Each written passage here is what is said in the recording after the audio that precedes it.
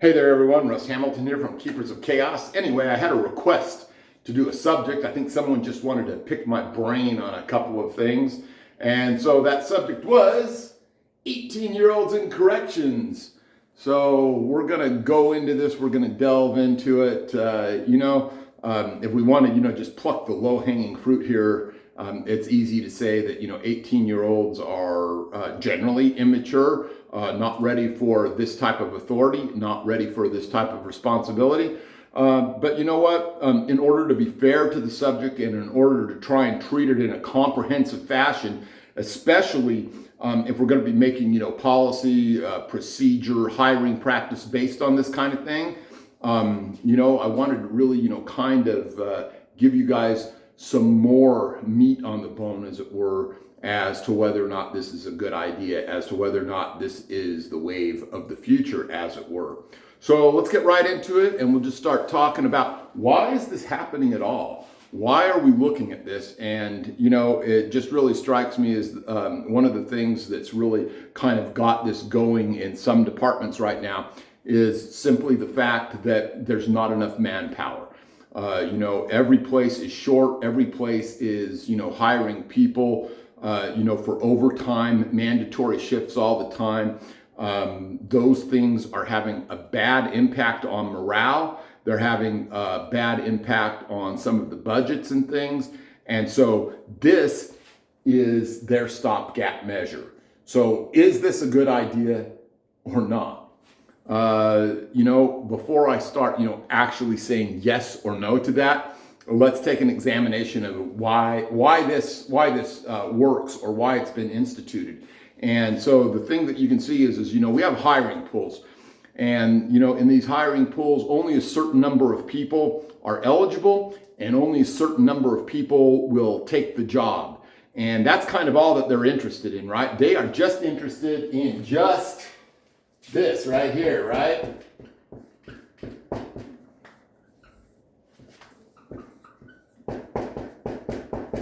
Filling positions. Boom. So if that's all that we're interested in is filling positions, it's great. Man, it's fantastic. We're gonna fill positions because that's what we've been mandated to do. Fortunately or unfortunately for corrections, depending on which way you want to look at this, that is not all that corrections does, is fill positions and, operate a plant.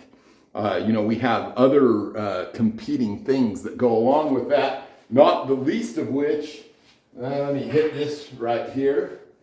All right. Not the least of which is this.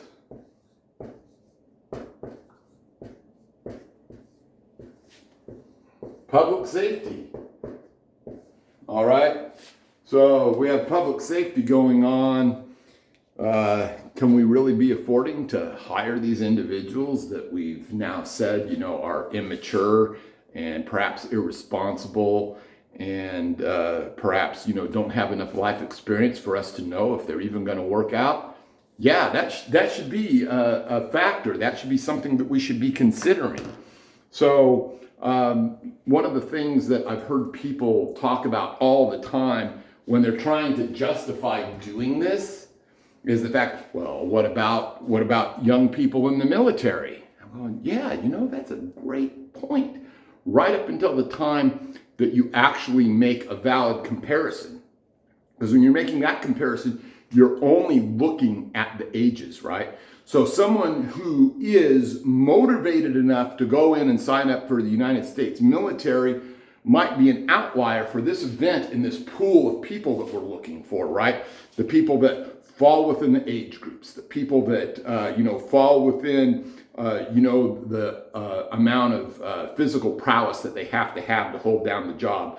The fact that they, can't be an addict, they can't be a felon, they have to have some type of ability to clear that background check, as it were.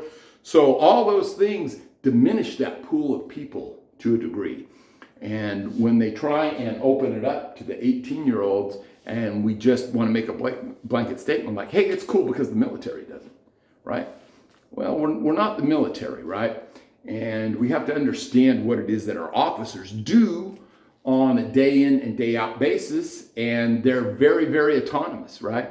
There's 18-year-olds in the military, they have sergeants and so forth that are right there, direct and constant a lot of times. They don't have to be a self-starter, and they are not exposed to some very much older, more sophisticated type of people that happen to be very, very much into the criminal lifestyle and the criminal mindset.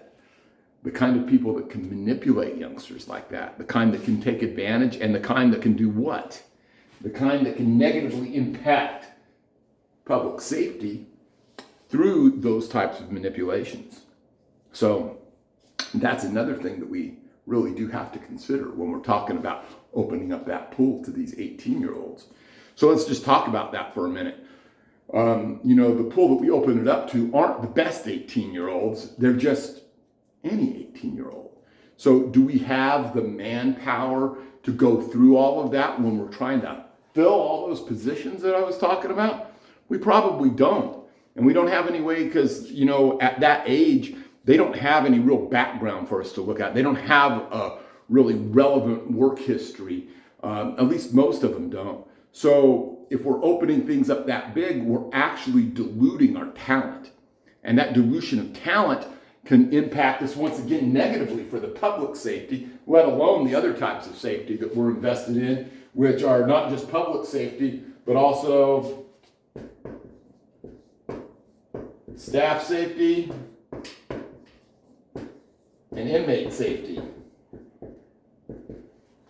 So with having staff safety and inmate safety in there as well, once again, is it a good idea? Should this be something that we're looking at, right? Why aren't we attracting better talent at an older age that maybe do have some life experience that we can look at when we're going to go out there and we're going to start hiring people, and something to compare it against and a way to decide, is this a good candidate? So rather than flailing around and just looking at and trying to make the pool as big as possible so you can just start getting bodies in there and just filling positions, as I said once again, why aren't we trying to make the pool bigger by doing some other things? Maybe instead of this age being 18, right, maybe it should be 21. And maybe not just should it be 21, but we should be trying to attract people that are 21 looking for a career rather than for a summer job. All right, I think that's a valid point, don't you? We start looking at all of this that's going on, and we can say some of these people that are 21, it's a smaller pool to pick from. Some of these people that are 21 are going to have a little more life experience. Maybe they've actually been in the military. Maybe they've had an honorable discharge. Maybe they've had some experience with actually having some heavy duty responsibility placed on them. 18-year-olds, it's going to be very, very hard to find that type of 18-year-old. Do we have the manpower to go through all of those people and find it out? Probably not. So maybe a little bit older, a little bit wiser, a little more meat on the bone that we can take a look at and decide whether this person fits what our mission is. And our mission is public safety, staff safety, and inmate safety. So when we look at it from that perspective, yeah, maybe that 18-year-old isn't looking as good. So what do we do to try and attract those 21-year-olds, those 22, 23, 24, 5-year-olds? Well, we have to start thinking about doing some things that people don't want to do when they talk about budgets. We have to start talking about pay, right? You think the 18-year-old cares much about how much he's being paid? Is that perhaps a reason why we're just going to let that slide if we're those HR people and we're saying, hey, you know what? We can make it look like they're getting paid good and it's really not all that great. And then they're just going to go ahead and fall for it, right? Well, what happens to these 18-year-olds when they're 19, right? Yeah, this pay isn't looking as good as it did back then. I have some real world experience now. You know what? I ain't really with corrections as much as I thought I was going to be. Maybe I wasn't even thinking about it in those terms. Maybe I was just at the point where I just wanted a job and it seemed like a good fit at the time, and now it doesn't. And so I want to go do something else, right? You got to think about this. What have we done with this 18-year-old, right? Well, we've put him through an academy. You know, we've given him all this training. You know, he has to spend X number of hours per month doing some kind of other training besides just being out there on the line.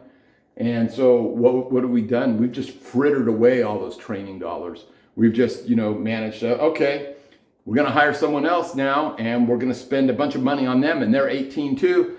And what have we done? We've just thrown a bunch of good money after bad money and we're just rinsing, lathering, and repeating the cycle. So is this good? Hiring the 18-year-olds?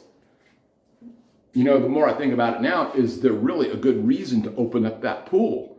Why don't we wait? How do we attract good people? How do we attract people that are going to stay in there, that aren't going to waste our training dollars, and they're going to look at this as a career? And what do those people that look at this as a career do, right? They're much more committed and dedicated to public safety. They're much more committed and dedicated toward the staff that they work with as their brothers and sisters that they're going to go balls to the walls for, right? And they're going to be more committed even to the inmate safety, right? Because what do, right? We raise our hands, we swear to protect and defend the Constitution of the United States and the Constitution of the state that we work for, right? So that's a little bit more responsibility, right? And maybe with that, you know, also if we were expressing that in dollars, right? Then maybe we'd get some better candidates, some people that are more committed to all of this. So what's the ultimate solution? All right? I'm going to present to you what the ultimate solution is. All right? And this is a concept, I've talked about it before, but we're going to go through it just real quick. STEP. All right? This is how we get good qualified candidates, and we don't have to muck around just making a bigger pool all the time. We can make our pool much smaller, actually, and have people actually applying for the job. So let's talk about S first. Every single officer that's a correctional officer should have this status, all right? And by status, I mean peace officer status. That badge that goes along with raising your hand to, you know, protect, defend the Constitution of both the state and the feds, right? When you swear that oath out there and you remain committed to it and you are dedicated toward it, you may not go anywhere. You're going to be more inclined to stay within that chain of command and actually promote upward. So we've got that. All right. Status is a big deal because it makes you believe in the mission and it makes you take much more pride in what you're doing, and we're less likely to squander those precious training dollars. And we're more likely to also keep all of that experience within our department or similar departments and be able to draw on that for what? For public safety, for staff safety, for inmate safety. All right, let's go with the T here. Training. All right. If we provide good, solid training, the kind that they can use anywhere, with other departments even, are they more likely to be loyal? Are they more likely to stay? Damn straight they are. We also have what? We have that mission I've mentioned a bunch of times already, where we talk about public safety, where we talk about staff safety, where we talk about inmate safety, right? Training gets us to be able to accomplish that mission, all right? E.